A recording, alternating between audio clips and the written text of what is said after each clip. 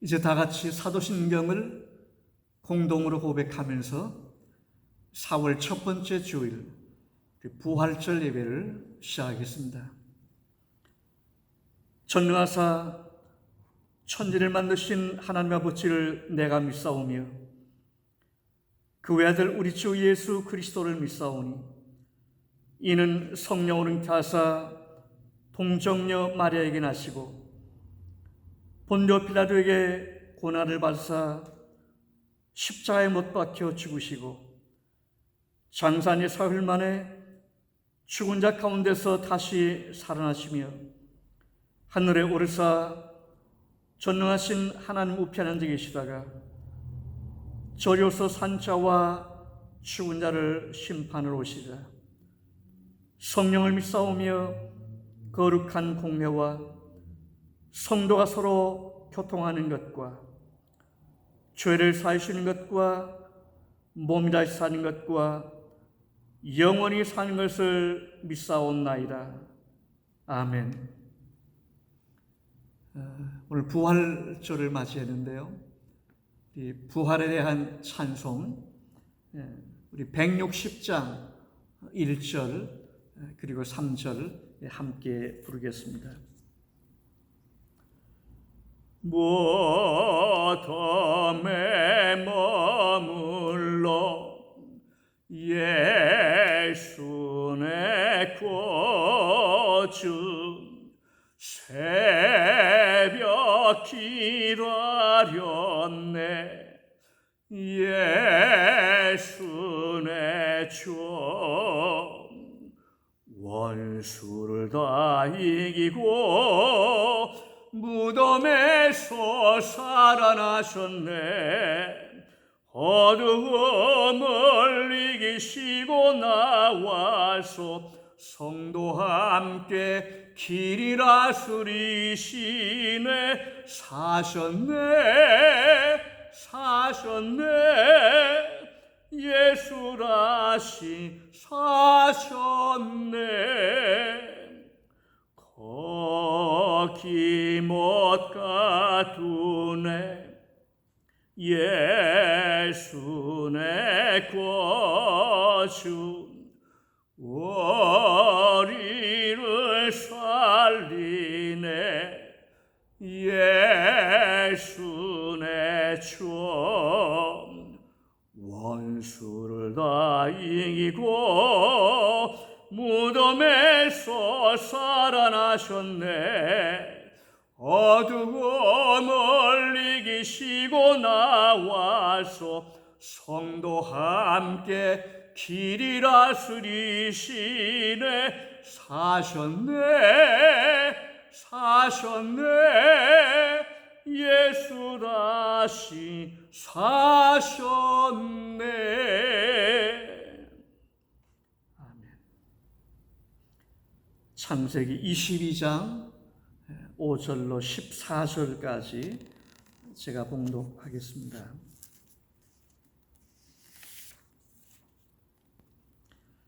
이것은 하나님의 말씀입니다. 이에 아브라함이 종들에게 이르되 너희는 나귀와 함께 여기서 기다리라. 내가 아이와 함께 저기 가서 예배하고 우리가 너희에게로 돌아오리라 하고 아브라함이 이에 번제 나무를 가져다가 그의 아들 이삭에게 지우고 자기는 불과 칼을 손에 들고 두 사람이 동행하더니 이삭이 그 아버지 아브라함에게 말하여 이르되 내 아버지여 하니 그가 이르되 내 아들아 내가 여기 있노라. 이삭이 이르되 불과 나무는 있거니와 번제할 어린 양은 어디 있나이까? 아브라함이 이르되 내 아들아 번제할 어린 양은 하나님이 자기를 위하여 친히 준비하시리라 하고 두 사람이 함께 나아가서 하나님이 그에게 일러주신 곳에 이른지라. 이에 아브라함이 그곳에 제단을 쌓고 나무를 버려놓고 그의 아들 이삭을 결박하여 제단 나무 위에 놓고 손을 내밀어 칼을 잡고 그 아들을 잡으려 하니 여호와의 사자가 하늘에서부터 그를 불러 이르시되 아브라함아 아브라함아 하시는지라. 아브라함이 이르되 내가 여기 있나이다 하매 사자가 이르시되 그 아이에게 내 손을 대지 말라. 그에게 아무 일도 하지 말라. 내가 내 아들 내 독자까지라도 내게 아끼지 아니하였으니 내가 이제야 내가 하나님을 경외하는 줄을 아노라. 아브라함이 눈을 들어 살펴본즉 한 순양이 뒤에 있는데 뿔이 수풀에 걸려 있는지라. 아브라함이 가서 그 순양을 가져다가 아들을 대신하여 번제로 드렸더라. 아브라함이 그 땅 이름을 여호와 이레라 하였으므로 오늘날까지 사람들이 이를 여호와의 산에서 준비되리라 하더라. 아멘.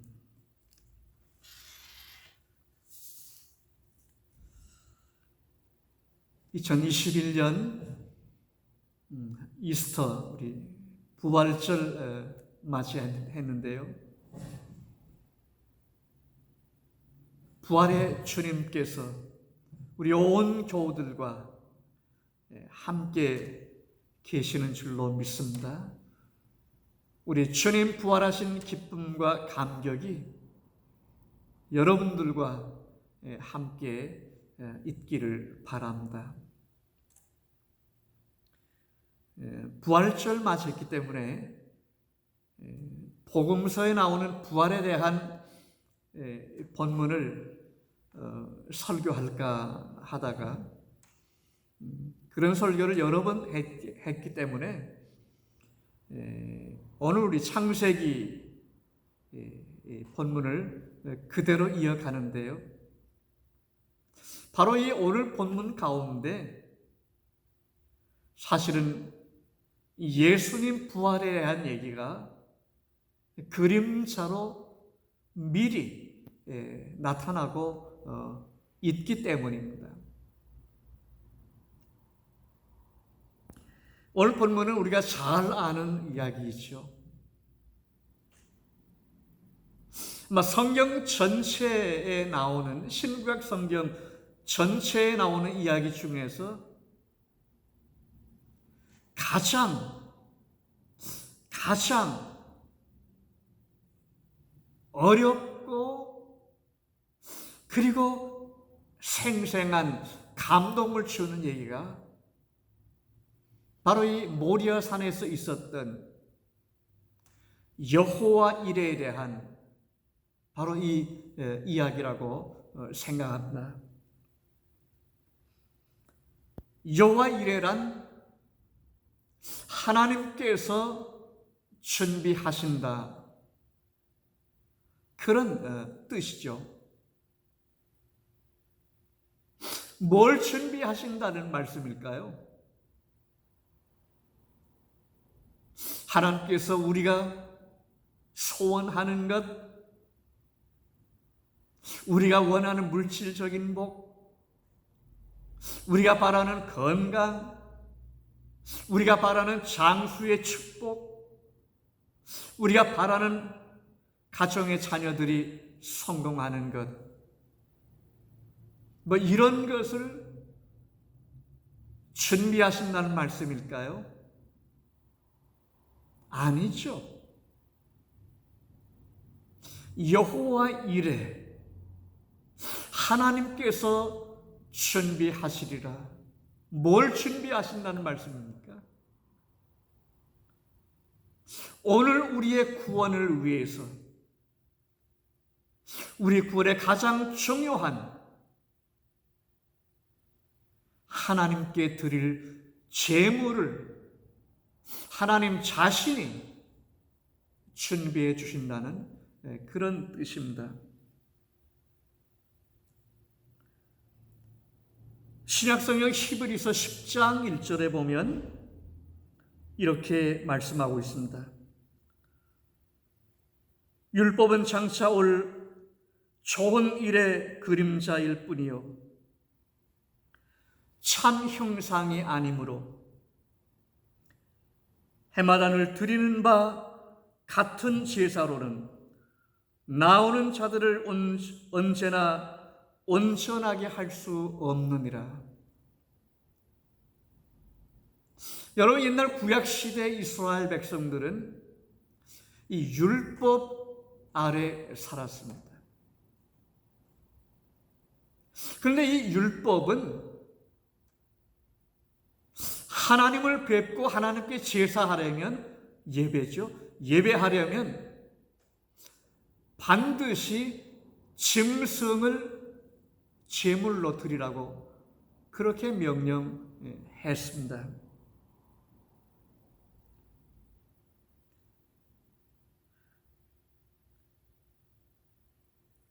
이 히브리서 10장에 나오는 이 말씀은 무슨 얘기입니까? 바로 구약 시대에 이스라엘 백성들이 하나님 앞에 나아갈 때마다 짐승을 제물로 바쳤는데 이 구약 시대의 제사와 제물에 대한 율법의 얘기는 완전한 것이 아니고 그림자였다. 무슨 그림자였는가? 예수님이 세상에 오셔서 자신을 하나님께 희생 제물로 드릴 그 그림자였다 하는 것을 히브리서 10장 1절이 말씀하고 있는 겁니다. 여러분, 하나님께서 우리 구원을 위해서 아주 좋은 일을 준비하셨습니다. 어떤 것을요? 바로 예수님을 희생 제물로 준비하신 거예요. 그래서 이렇게 보면 바로 예수님이 여호와 이레가 되시는 거죠. 오늘 본문이 1절부터 길게 되어 있기 때문에 제가 5절부터 읽었는데요. 오늘 본문에 보면 하나님께서 아브라함에게 내 아들 이삭을 제물로 드리라, 번제로 드리라, 그렇게 명령하셨습니다. 여러분, 아브라함에게 이삭은 어떤 아들입니까? 모든 사람에게 자식이 다 귀하죠. 그런데 아브라함에게 이삭은 더욱 특별합니다. 백세 얻은 아들이죠. 눈에 넣어도 아프지 않을 그런 아들입니다. 이삭이 지금 한 15살쯤 대략 되어서 한참 자라나는 티네이저가 되었는데요. 여러분, 얼마나 이 아브라함 노부부에게 정말 기쁨을 주는 그런 아들이었겠습니까? 그런데 이 아들을 제물로 잡아 바치라는 겁니다.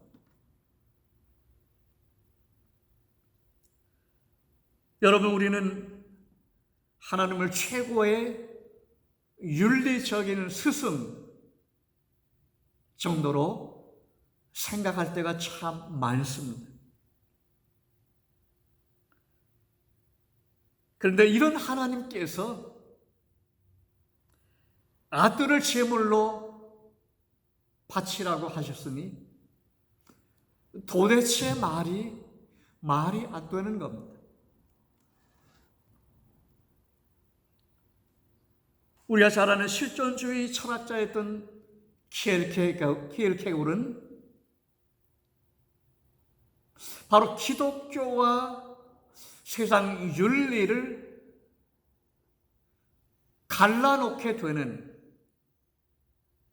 결정적인 내러티브가 바로 이 모리아 산, 아브라함이 이삭을 하나님께 제물로 드렸던 이 얘기라고 그렇게 말했습니다. 이 세상 언제 어디에서도 자기 자식을 잡아서 신에게 제물로 드리는 것을 정당화시켰던 그런 윤리적 경험이 인류의 역사에는 단 한 번도 없었다는 것을 얘기합니다.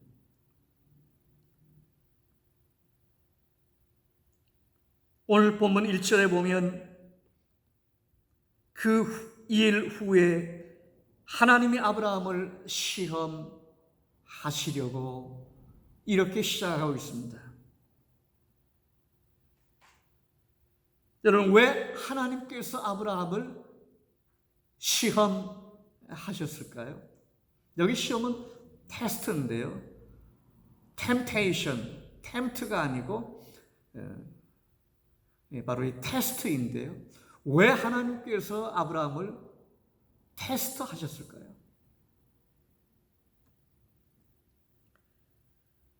그동안 여러 가지 사건을 통해서 아브라함을 하나님께서 훈련시켜 놓으셨기 때문입니다. 아브라함을 갈대우르에서 75세 하나님의 부르심을 받았습니다. 100세 이삭을 얻었습니다. 이삭이 한 15살 정도 됐다고 보면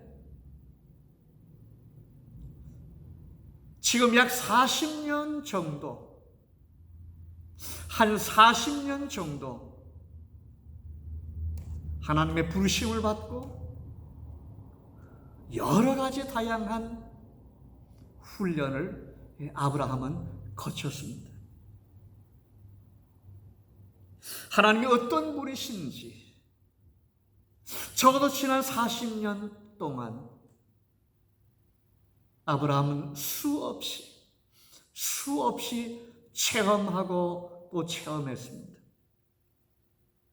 또 그동안 아브라함에 대한 얘기를 하면서 아브라함이 실수한 것, 그 중에서도 하나님이 기가 막히게 건져주신 것, 애굽에 내려갔던 얘기, 아비멜렉과의 관계, 이런 걸 많이 우리 살펴봤잖아요. 이 전부 뭡니까? 하나님께서 아브라함을 훈련시키시고 하나님이 어떤 분이신지 알게 해주시는 그런 경험들이었습니다. 여러분, 하나님은 아무나 시험하시지 않습니다.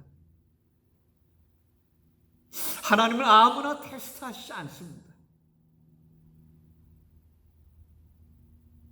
하나님이 사랑하는 사람에게만, 그리고 감당할 수 있는 사람에게만 감당할 수 있을 만한 그런 시험을 주셔서 테스트하시는 거죠.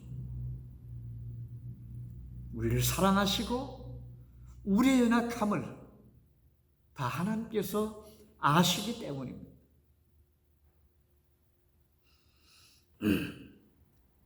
오늘 본문 9절, 10절에 보면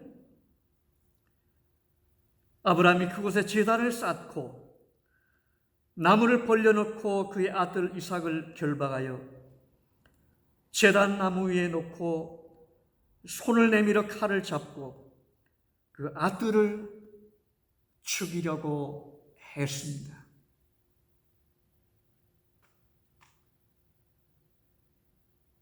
아브라함은 자기 아들 이삭을 꽁꽁 묶었습니다. 결박한 겁니다. 참 이게 우리가 성경을 그냥 이렇게 읽으면 감동이 안 오는데요. 정말 이 성경 말씀 속으로 들어가서 오늘 우리가 아브라함이 되어보면, 아버지가 되어보면 생생하게 이 말씀이 다가오는데요. 아버지인 아브라함에게는 아들 이삭을 결박하는 것보다 훨씬 어려운 게 있었습니다. 그게 뭘까요? 자기를 결박하는 거죠.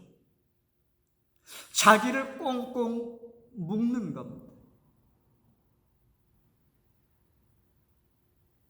아브라함이 자기를 묶지 않고서는 이삭을 묶을 수가 없었다는 뜻입니다.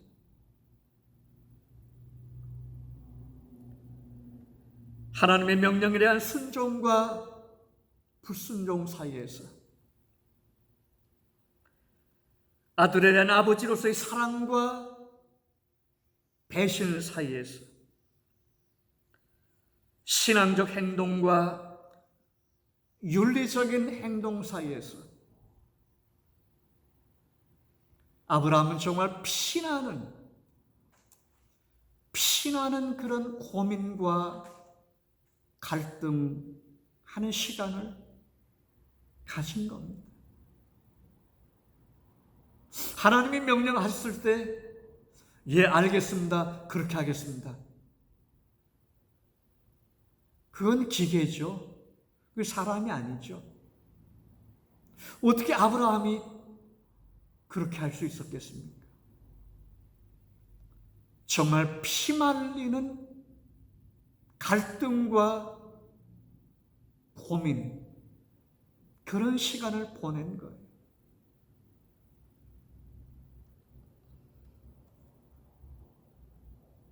여러분, 본래 아브라함은 어떤 사람이에요? 우리가 본 것만 해도 그렇잖아요. 참 비겁한 사람이죠. 자기 안전과 자기 목숨을 위해서 자기 와이프를 2번씩이나 아니라고 거짓말하고 팔아먹은 그런 비겁한 사람입니다. 그런데 지금은 전혀 다른 사람입니다.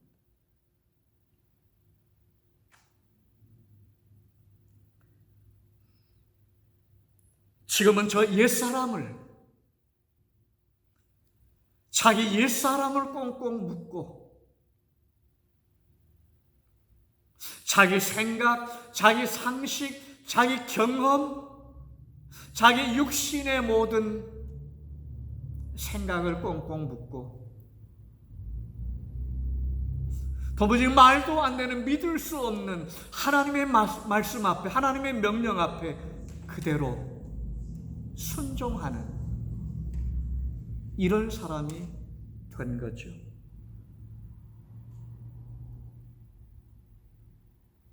여러분, 누가 이렇게 만들었습니까? 아브라함이 자기 노력으로 그렇게 되었을까요? 아닙니다. 하나님께서 아브라함을 훈련시키셨고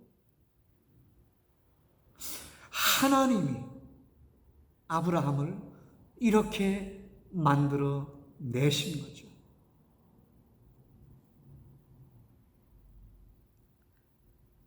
아브라함은 이삭을 어떻게 하나님께 바칠 수 있었을까요?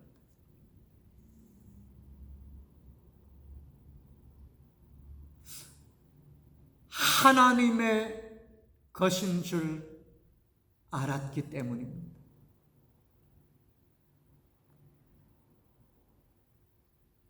아브라함에 있어서 이삭은 본래 없던 아들입니다. 그렇잖아요.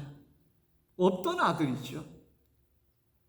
근데 하나님께서 찾아오셔서 약속하셨고 그 약속을 이루어 주셔서 하나님이 선물로 안겨주신 아들이 이삭입니다. 본래 없던 자를 주셨으니 더러 하나님께 드린다고 해도 다시 주시리라. 그런 믿음이 아브라함에게 있었던 거죠. 우리가 눈여겨보아야 될 말씀이 있는데요. 창세기 22장에는 오늘 본문에는 아브라함이 독자 이삭을 드렸다고, 독자라고만 그렇게 했습니다. 그런데 히브리서 11장 17절에 보면 신약성경에 이 이삭을 얘기하면서 그 독생자를 드렸다고, 그 독생자라고 그렇게 번역했습니다. 특별히 개역성경에, 우리 이전 개역성경에 그렇게 되어 있습니다. 독자는 그냥 하나밖에 없는 외아들을 말합니다. 근데 독생자를 드렸다고 하면 뜻이 상당히 달라집니다. 여러분, 독생자가 무슨 뜻입니까? 스스로 있는 자, 하나님을 의미하는 그런 뜻이 되는 거죠.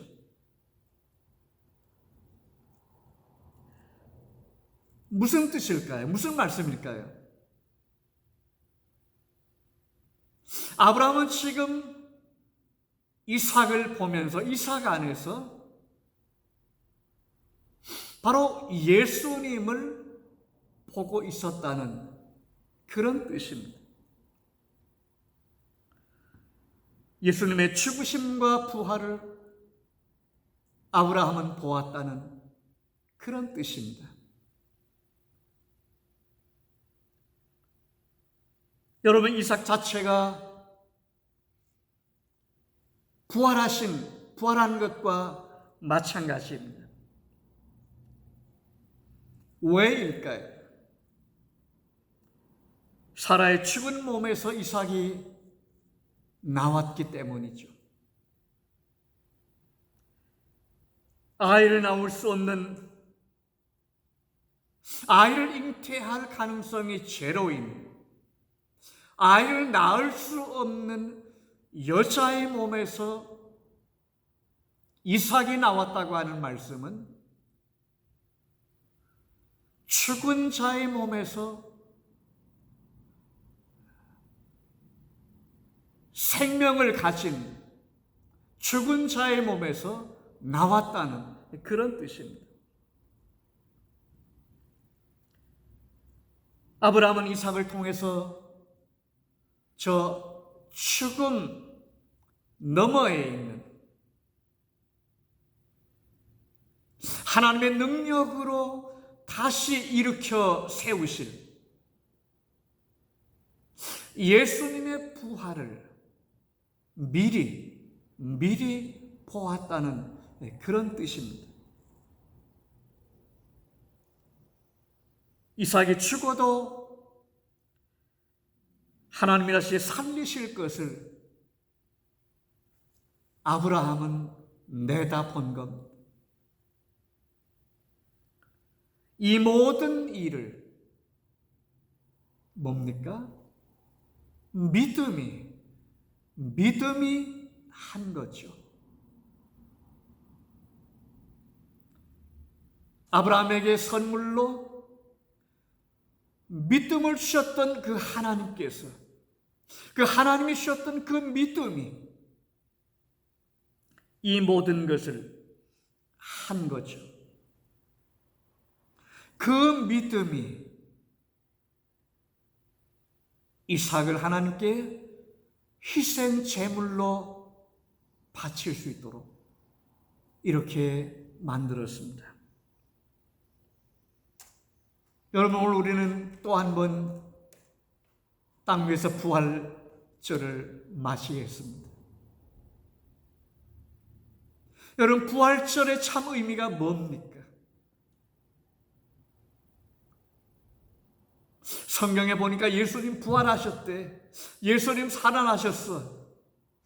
예수님 살아나셨다고 그거 기억하고 기뻐하고 교회 절기로 지키는 게 전부입니까? 여러분, 부활절의 참 의미, 부활신앙의 참 의미는 뭡니까?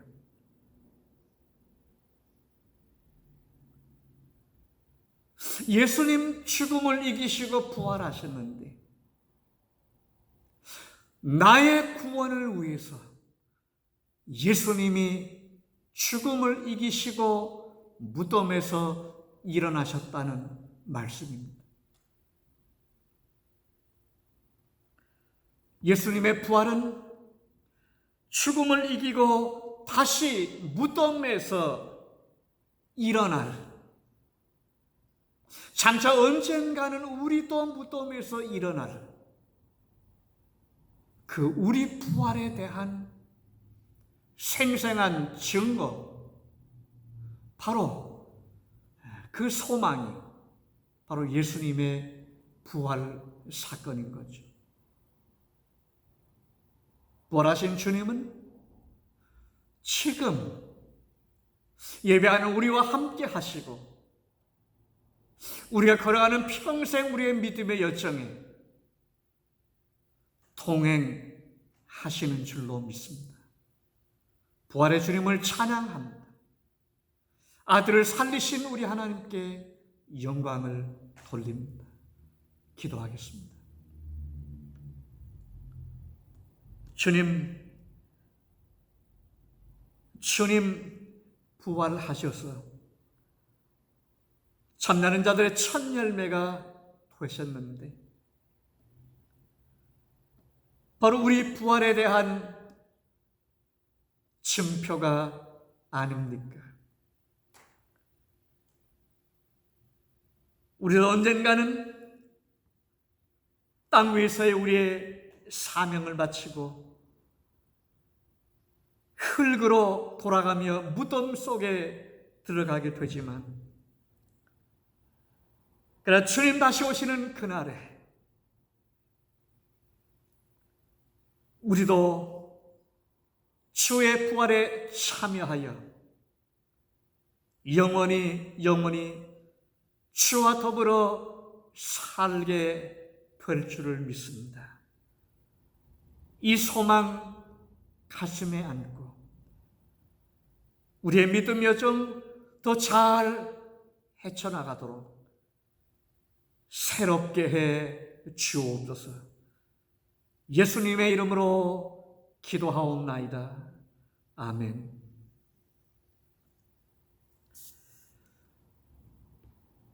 한 주간 동안 여러분들 평안하셨으리라 그렇게 믿습니다.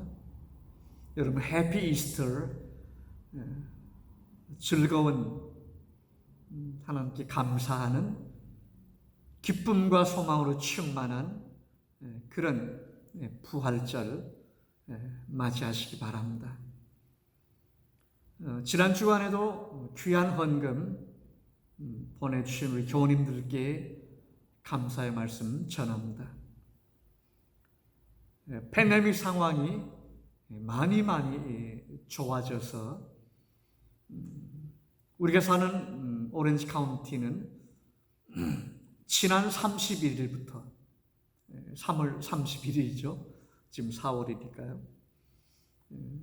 오렌지 단계로 이제 돌입했고요. LA 카운티는 이번 월요일부터 이제 오렌지 단계로 이제 돌아오게 됩니다. 길거리에 나가봐도 후에도 차들이 트래픽이 더 많아졌고요.